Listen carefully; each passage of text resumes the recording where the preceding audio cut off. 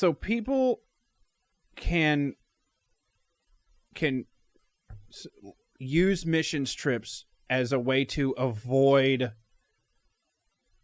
dealing with their own life. Okay. Like, I screwed up my whole life here. I'll just go on a missions trip. And that makes me feel superior than my old life. Okay. And have you seen this before? I've seen it not only feel superior, but I've seen people go on mission trips out of like desperation. Because they have nothing? Because their life is, feeling like it's falling apart or has fallen apart. Right. And they're hoping that the mission trip will do something, to bring some sense of whether it's stability or clarity or focus or something. Okay. So is that a good reason to go on a missions trip? Oof.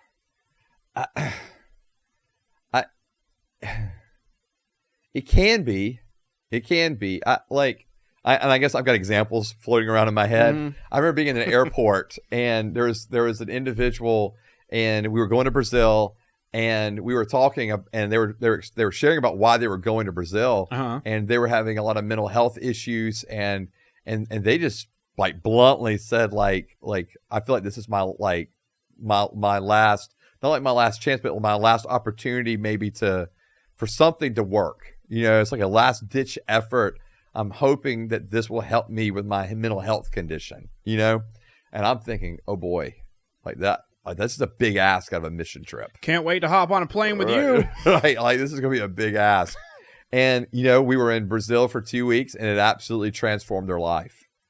And like mental health issue stuff just like, just like drastically changed. And so but they also received a lot of deep inner healing prayer. And it was the right mission trip for this person. If they had gone to like a trip with us to Guatemala, it may not have happened. Like it may not have been the right trip, but this trip to Brazil where we did a lot of ministering to one another and that kind of thing, and they received a lot of prayer and a lot of just inner healing, it really, that was very impactful for this person.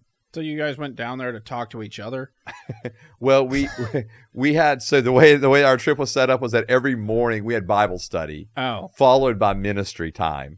And then by, let's say, 10, 11 o'clock, we go out to the favelas. Mm. We're there for the rest of the day, come back to the mission base, clean up, and then we go to a service that night to minister. Okay.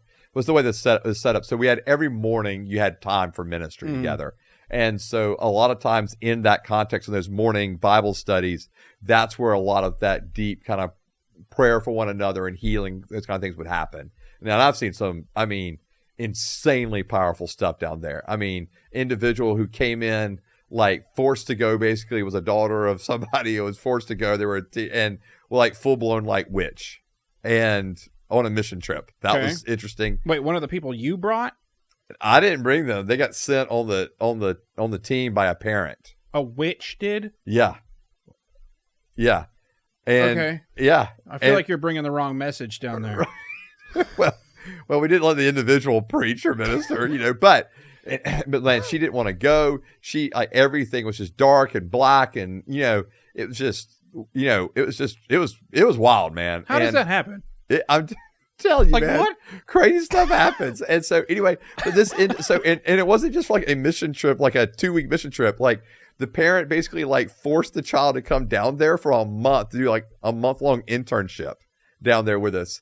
And so she was in the internship program with me. I was one of the interns. Hey guys, we accidentally brought a Satanist down here. So yeah, so watch out for that one. Yeah. And what? Yeah.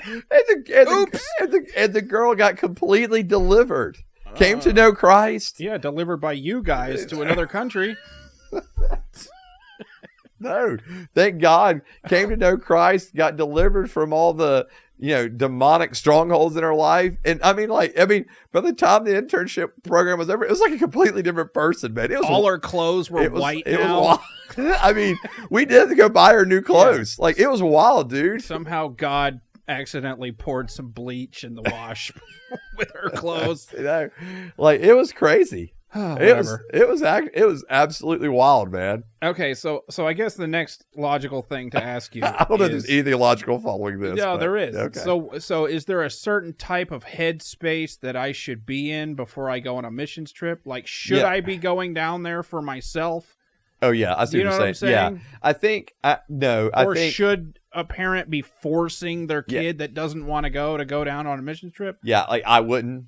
Okay. Unless you just felt like, man, I'm trying to provide something for my child, hoping something will click, hoping something will, transform in their lives, whatever it may be. But I think when you force someone to go out of the country, like that's a big jump, dude, because you're dealing with like I'd have jumped out of the plane. Well, I don't know how you do that safely, but I wouldn't have cared. You don't. So, but I think that, because the reality is like you get down to these countries and like you're going to experience culture shock. You're coming from America, and the next thing you know, you're walking around the favelas.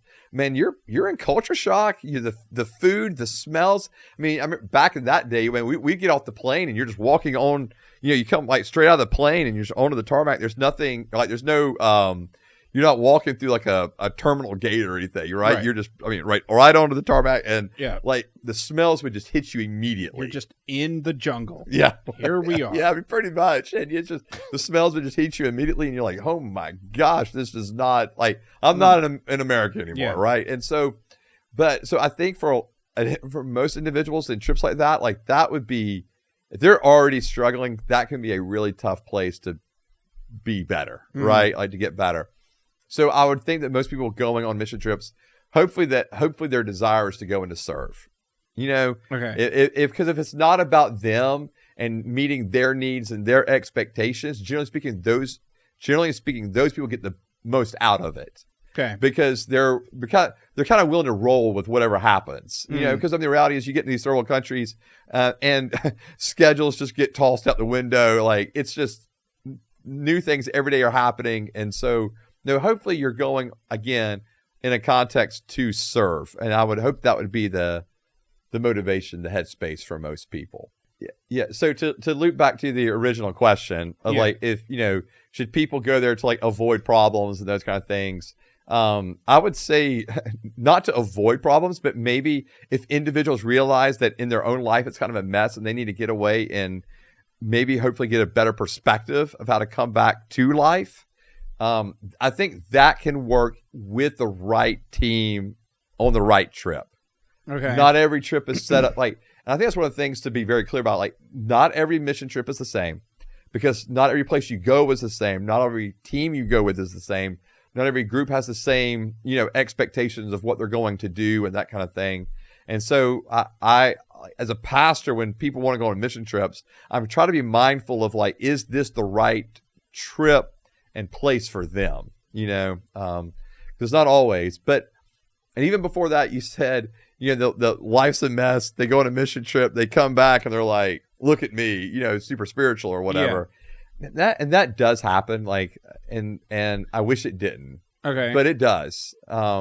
You have people who come, and a lot of times they just have a general, like, going on mission trips makes me better than you. Okay. You know what I mean? Yes. Yeah. Yeah, and there are individuals, and let's say life's okay here, but they still feel that superiority of right. I go on mission trips. Yeah. And yes, that is there. And they don't do it for God, they do it for just themselves. Yeah, and some of them don't even realize that though. Okay. Like I think they feel like they're doing it for the Lord, but I think sometimes what happens is, and I've been this way, I've been guilty of this early on doing missions, of like, well, like, don't you care about the rest of the world? Like, or almost like, I feel, you're like, no, and like, but I feel like, and so you can be like, I feel better about myself because I do care, or I do know what's going on, or I have been to these other countries. Right. I have seen this kind of poverty. I have, whatever it is. And so my experiences, unfortunately, can come across as, oh, my experiences are better, right? Better than. And I think that's a very unhealthy way to look at it. I think going on mission trips can be part of the discipleship process where you're exposed to something in a different environment, the global church, you grow in your perspective of the world and of the church and those kind of things and of the kingdom of God. But I do think that we have to be mindful of kind of keeping humility about that. Okay. And because some people can come back just mad, dude.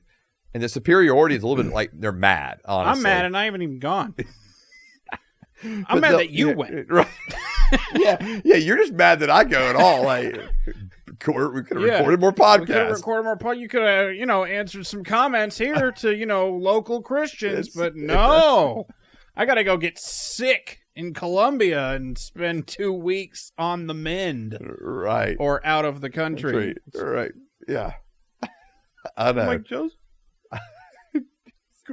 Podcast? You're like, no, I would not do a podcast with you. I gotta hand out water bottles to brown people in another country, and they were actually screw you, Nate. Yeah, they were actually handing water bottles to me. Okay, were they empty so you could fill them back up? Nope.